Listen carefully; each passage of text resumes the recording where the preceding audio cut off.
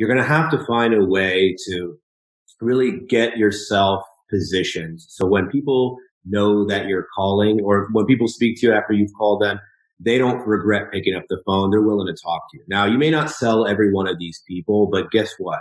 You now have built a way to maybe get a referral from a person like that. Or they may call you down the line when things are a little bit easier for them and they can get that policy that you were looking to sell them, or, get through a timeshare that they were thinking about getting. All right, welcome to Close More. It's a weekly podcast sponsored by iSales CRM, where we reach out to sales professionals and leaders throughout the country and we just talk sales. This week, I have a close friend of mine who happens to be one of the top producers in his industry, someone that I think as a really strong salesperson. He's also an eligible bachelor. He likes long walks on the beach. I personally watched him put a coat down over a puddle and let an old lady cross the street. He donates 80% of his income to charity. So ladies, if you're interested, Hamon Burkhart, go ahead and introduce yourself, my man. Hamon Burkhart, somewhat eligible bachelor. Yes, been working out of Florida all my life. Best place to work out of, in my opinion, but sky's limit. But anyways, yes, I appreciate the compliments. It's nice to be recognized for my work finally. But yeah, man, I mean, I've worked in accounting. I got my degree in accounting, and out of college realized that was not for me. And thankfully, like most people that know what they're doing in life, I was able to kind of take a second look and realize my passion was in sales. So I'm glad we're doing this podcast today. Yeah. And that's why you're one of the first people I thought of, just because we sat next together in a bullpen for a while. We used to pick each other's brains a lot and just talk about different things we wanted to do. I just knew we were very like-minded in that sense. Probably why we got along so well. So definitely happy you're here, and I value anything you say, not to make your head any bigger than it already is. Just kidding. I'm just kidding. But yeah, man, totally value you as a salesperson. You're a smart guy. And I know that one of the things that you're big on is like life and work balance, right? Like you like to work hard, but you like to play hard too. And you don't like me being chained to a desk all day. So I know one of the things that before we got on here that you said you'd like to talk about is working towards a career and not working for a job, or maybe the separation. So I'll let you kind of elaborate on that a little bit, if you don't mind. The thing about sales is that people think of it as just a type of job, but it's not. Sales is literally, to my opinion, is literally a mindset. When you work in sales, you have to have the ability to do multiple things. You have to be able to relate to the person you are speaking to. You have to be able to understand where they're coming from. And you have to be able to put those two things together. And there's a number of jobs that already do that type of thing. But when you work in sales, that is implemented in so many different industries. And when it comes down to it, you also want to be able to put things together where it's got to be a mindset. When people work in sales and they don't do well, I think it's because they think they're not cut out for it, or they think the job is not great, or maybe the leads are bad, or maybe they're just not in the right industry. And those things can possibly be true. But too many people give up because they think it's a job. They don't think of it as their career. They don't think of it as their baby, which right. At the end of the day, that's important, man. I mean, you got to be able to look at what is important to you, and you have to be able to put those things together. And I feel like that's made me successful in my career, just because when I've always looked at sales, I've always thought of it as more of just a job, and it keeps the lifeblood going. You wake up in the morning and you could be having a bad day, but if you close a deal or two and you change someone's life or leave them better off than where they were when you started, it's going to change your whole mentality. Yeah. And is that what you think is like your driving force within sales? And is that like the separation? Is that the barrier between like just a job and a career? So when people look at sales as just a job, I feel like this is how they look at it. They wake up in the morning, they have their coffee, they drive on their way to their job. Mm-hmm. They try to write sales, write business, make money, and then just go home. And that's it. They wake up the next day and do the same thing all over again. Yeah. When you look at it as a career, I believe you have more of a passion to not just what you're doing today, but what you'll be doing into the future. And when that stimulates your mind to wake up and seize the day, whether you're having a bad day or a good day or just a mediocre day. You have a mission, and that mission is to just grow as much as you can, network, create opportunities for yourself, and create opportunities for your partners, your friends, your family. And when you look at sales as a career as opposed to a job, that is what allows you to expand. That's how people that start success in some other industries move on to other places and find success as well. It's not often that you can do something like that. And when you've differentiated the difference between just it being a job where you can just do well and write business and making it a career, that is what makes that upper echelon of people. I mean, you got people that write great sales or write great business and do well in sales, but then they see the person like above that. Like, how do they do that? How do they find a different way, a different method, a more creative way, or just how do they reach that extra like level? And it's people that treat it like it's a career because they know that this is what they need to do. This is where they need to be. And it just keeps everything moving forward always. Yeah. And that's a great point that you bring up. That's something that I think every salesperson that's gone through like the grind, kind of like you hit that wall where you start something new and then you're like super stoked about it at first. And then if you're not like truly passionate about it, it turns into a job, which without going into detail, it's kind of the situation I were in at some point. And I think that's like what the people, the difference between the ones who move on and become successful versus the ones that kind of stay stuck in the rat race, I guess you can call it, are the ones that realize like, I need that separation. Like I need that passion. So like, that's a big part, from what you just said, that where you need to wake up and realize like you're doing this for more than just a job, it's a career and it's going to do more than just pay your bills. It'll open up other opportunities, not just for yourself, but for your family as well. So that's a really good point. When that happened, like I'm sure that because you experienced that. You don't have to get into too many details, but when that like occurred to you, like, did you have like an aha moment where it was like, I'm going to a job every day. Like, I don't want to do this anymore. Do you remember like that day or that time frame? And like, what was that like for you? Like, was it scary? Like, how did that whole transition of mindset work out for you? I'm an emotional person, man. So when people give me an opportunity to make money and change my life, I usually buy in, Yeah. I usually try to be smart about it, but I buy in. And what happened, I call this the dog days of sales when we were working together in those shoe boxes, I guess we were working on. Yeah. Something like that. Yeah. I mean, at least we had a little bit of a window out there, but and it was tough to come to terms with, just coming into a place where you think you're your own business owner, but you're not, and that's the thing. Some people don't get a chance to realize they don't have the luxury of seeing sometimes the truth. And that's the thing, like you got too many companies out there that don't give people the opportunity to expand. And that was the aha moment. That's where the first topic we started talking about here, where you have to make the differentiation between the job and the career, is that last place that we were at, which we will not mention just for their, privacy and sanctity, at least at this point, is the fact that, you think you're your own business owner, but when you're being told what to do, when to do it, how to do it, and even what to wear, you're not your own business owner, man. You're just not.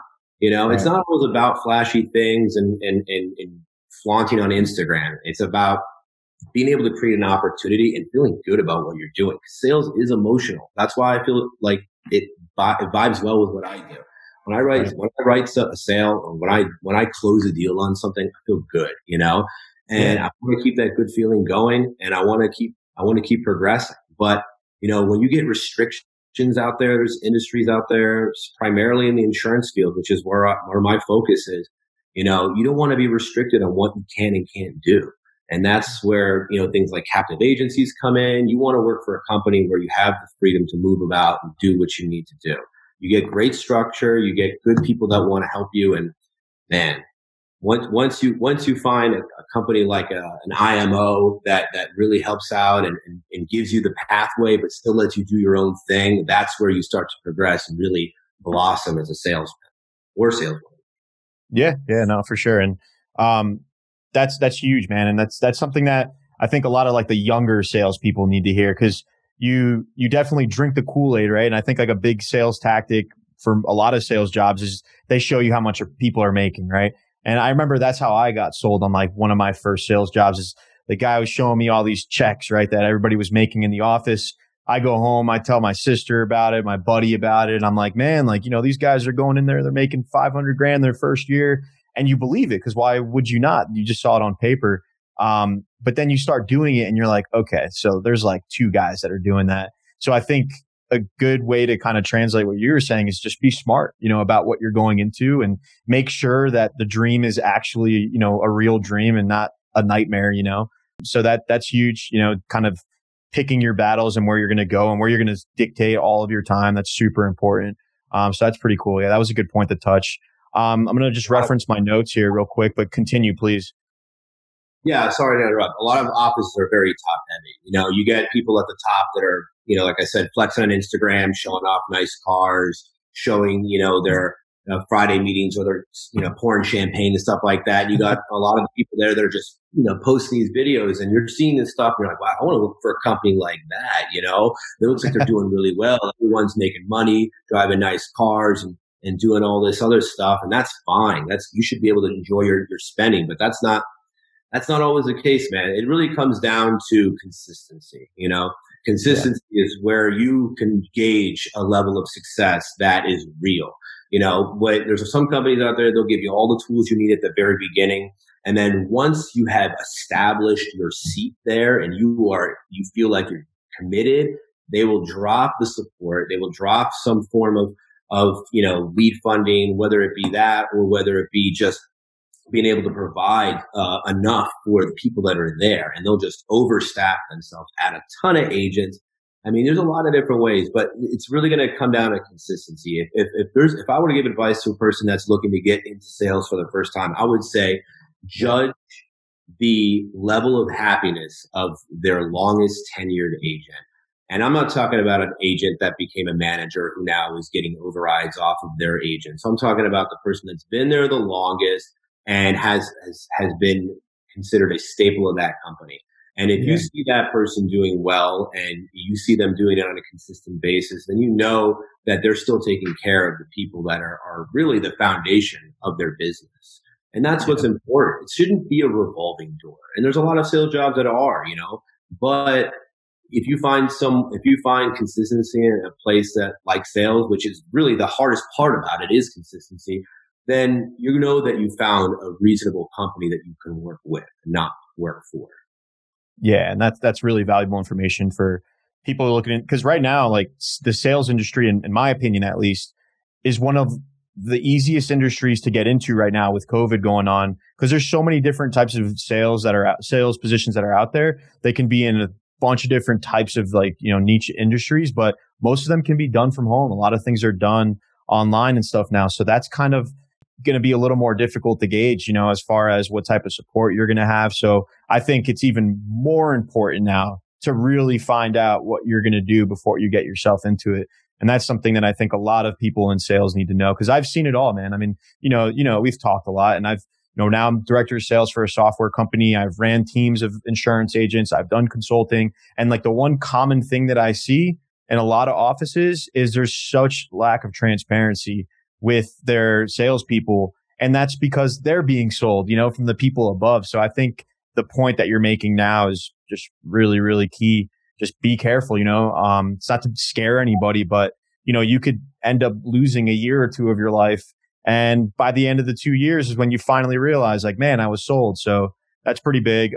Consistency, crucial, obviously. You want to see the graph. You want to make sure that it's not just going like this and then drops. You want to see the little ups and downs. You want to see what people are actually doing. So that's pretty cool that you mentioned that. Now, I know that you're big. You're hilarious on the phone, by the way. I sat next to, just adjusting the volume here, but I sat next to Hamon, and just the way that he would engage with clients was hilarious to me.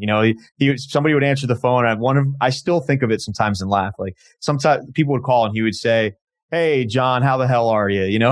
And they would crack me up every time because he would say it so like smooth, and people would be receptive to it, and they would talk to him. But I know that you have no problem with client engagement, but you mentioned setting yourself apart with client engagement. So what are some tips that you would give rookies, vets, anybody that's in the sales world to just set themselves apart through that type of engagement? What do you recommend, or what type of advice do you have?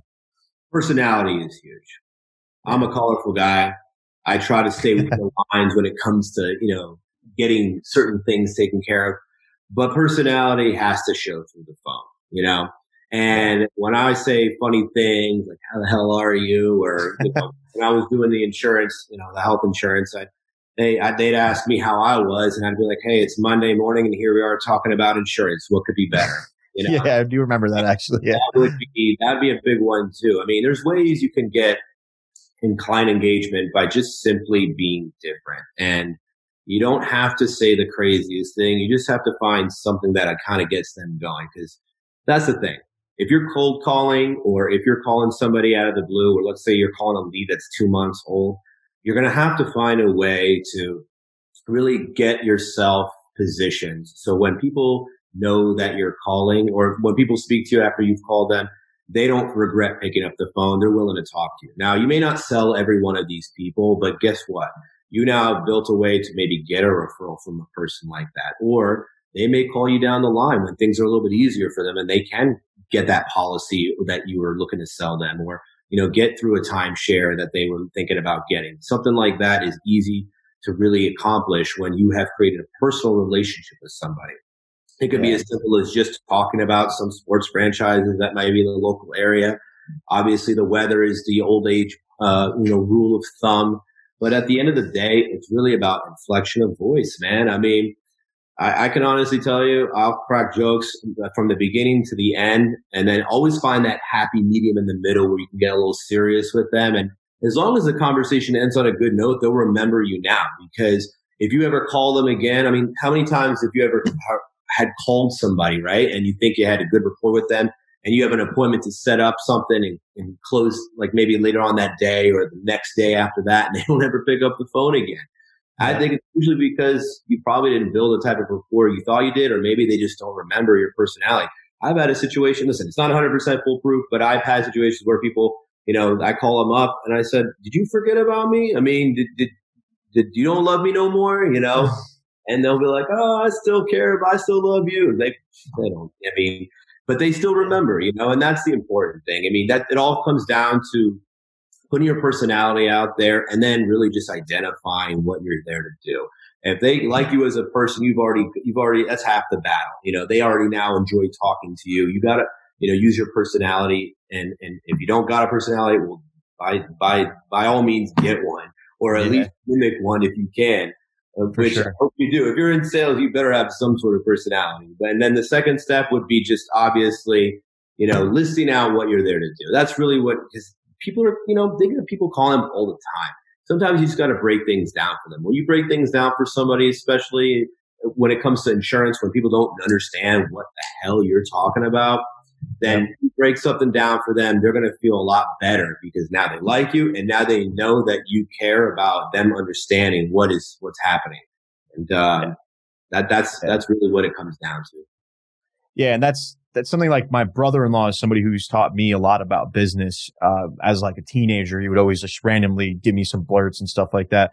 When you're that age, you kind of just like whatever, right? But now I look back on it, 15, 20 years later, and I'm like, man, that makes sense. And one thing that stuck with me throughout all of I've had many different sales positions, but the one thing that I've carried along with all of them is you would always tell me, if you can make somebody feel like they'll have a beer with you or they'll go have lunch with you, you can sell them anything. Even if they don't want it, they'll buy it from you just on principle because they like you, so that's something that I've carried with me a lot. And, we sat next to each other. We'd hear each other pitch, and something I think you're better at it than I am. You're a little more charismatic when it comes to the, the jokes and all that. But one thing we both had in common was we always found that like common ground with our clients to make it so that we could get past that first like 30 seconds of a call. So that's something that I used to tell people that I was training through, whether as a manager or consulting, whatever, just get through the first 30 seconds. If you can keep them on the phone for 30 seconds, you've already got like 50% of the way there. You haven't gotten hung up on. And you do that by showing your personality, standing out, being different. So very good point as well. Now, I know that you're an entrepreneur like me. We're always talking about different businesses and different ventures and all that. I know right now, like right behind you, you're working for a pretty good, or you're a partner with a life insurance company. How is it for you as like a leader versus just like a straight salesperson? It's like a different monster when you're in charge of other people's success. So like, maybe talk about a little bit of what it's like having a team and what do you do, as far as, you don't have to go, talk a bunch about it, but how do you train them? How do you, what type of culture do you have with your team? What type of things do you do to guarantee their success? Talk about the hardest jump to ever make, right? Yeah, I bet, Going right? from person that is a salesman, work solely on commission. The only person you want to worry about is yourself. Get your own bread, get your own money, Yeah. get a nice car, get a nice watch. You're only concerned about yourself usually when you're a salesman. Yeah, you want to take care of your family too as well. But when you're sitting in that office, you don't give a damn about anybody else. Excuse my language. But when you do take that next step, which is a tough one to do, I had to leave my last job to take that next step. I couldn't take that next step within the last place I was in because that was just not the right fit for me. So it was a scary move for me to do that. I was giving up a lot, not just money, but I was giving up reputation. I was giving up friends. I was giving up colleagues, and I was giving up a lot of connections as well. But it's not easy. Yeah, exactly, man. When you decide you want to be a leader, when you decide you want to manage and actually create something that's bigger than yourself, that has to be one of the most difficult things you can ever do in life because you are sacrificing a lot, not just for yourself, but everyone around you. No matter even people that you don't even know yet, because it always stems bigger than what you know. So it is definitely the hardest thing I ever had to do, but it's definitely the most rewarding because I was going to say it's got to be rewarding though, Yeah. I mean, why else do it, right? I mean, why else put more responsibility on yourself when it comes down to it? It's funny. I was actually sending a text message the other day to a friend of mine who I was supposed to meet for a beer and I didn't because, and I had been not dodging, but I had not been able to meet up with this person for the longest time. And I felt horrible, but the last agent that I had wasn't done working yet. And I had to stay late. I was done with my day, but I had to be able to make sure that I was able to stick around, make sure that they were able to close the sale. And that meant a lot to them because, at the end of the day, that's what you're there for. When you help somebody else that works within your company, and then you're obviously ultimately helping them. You're helping their livelihood. You're helping their confidence. You're helping their career, their future. And you getting somewhat of a benefit back from that as it being your company, that's the cherry on top. On the surface, it looks like all I do is managing sales, but there's also evaluation of leads, managing, self-employed individuals, which is, by God, the hardest thing to do when you have to manage people that are self-employed. But there's a way to do it. There is a way to do it. And then obviously working with insurance carriers to make sure compensation and contracting is on point. You also have to focus on retention, keeping your clients on the books. You have to also focus on the CRM, iSales being one of them. Gotta love iSales. And obviously, you want to be plug. Thanks. You got to make sure you're running at optimal capacity, and then obviously hiring and training. And if I got to be honest with you, hiring and training is my least favorite, just because at the end of the day, you hear everyone's story, man. Everyone's story. Everyone's got one on why they're sitting right in front of you asking for a job. But the important thing is that it really comes down to just thinking more about yourself. That's why the company, the wrong way, it's called family. It's always first family. When you think about the family first, you think about more than just yourself. And when you're able to do that, you ultimately are able to grow more than you ever could have thought. Because when you only focus on yourself, you're only going to be going in that one direction. But if you can widen it a little bit, that's when you create just levels of success that you'll never even know that you could have had. Yeah. And just as we talk, and I'm just like thinking of all these thoughts, like it seems to me, and I've had other interviews, and one thing that I've noticed is similar amongst all of them is sales is definitely like an art, and people think of it as like this grunt job that any uneducated fool that's got a slick mouth can do.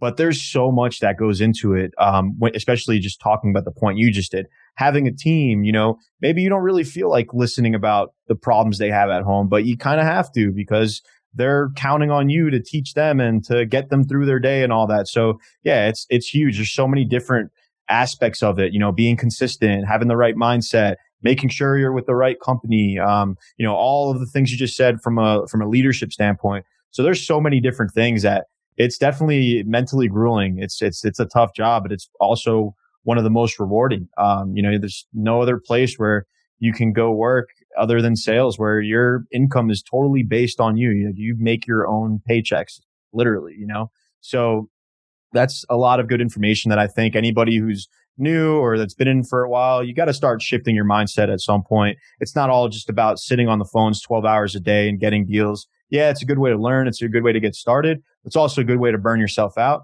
It's also a good way for you to start hating sales. And it's also a good way to make sure that you don't grow. So definitely got to constantly evolve, make sure that you're there, that your head's in the game and that your heart's in the right place too. So that's all good stuff, man. Let's get a plug out there for you. If anybody it would be interested in working with you and learning from you or working for Family First, how would they reach you? Maybe an email, a phone number, and maybe where you're located.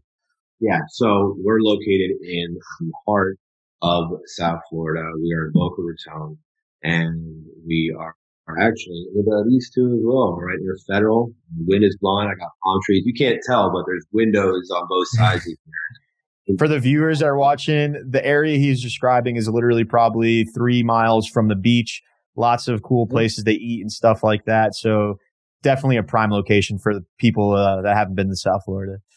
As amazing as the area is and how many nice restaurants there are, I always end up back at Chipotle. So if you want to talk about plugs, no. So anyway, so yeah, man, the office has been growing. I mean, the beauty about what I'm doing now to compare with before is that the people that I'm able to work with and hire, they can work from home. They can become completely independent as far as contracting, what they get paid, how they can actually bring on people themselves and make an override without actually having to get promoted to being a manager like most jobs require you to do. And that's huge. Yeah.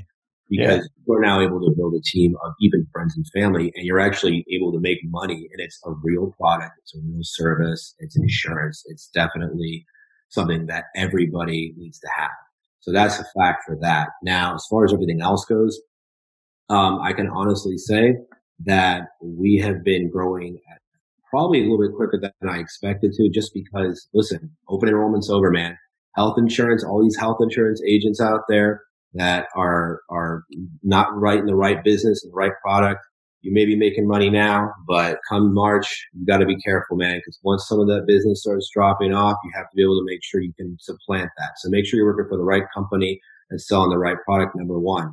But if you're not working for the right company, come on in, because the last place that I worked at, they are calling my phone, and I'm trying to good, man. I don't like to steal my friends, girlfriends or anything like that. So it's more about just, trying to find a healthy way to do that. But no, honestly, if you really want to take the next step, if you really feel like you have a lot to offer and you feel like you might not be in the best position, come and talk to me.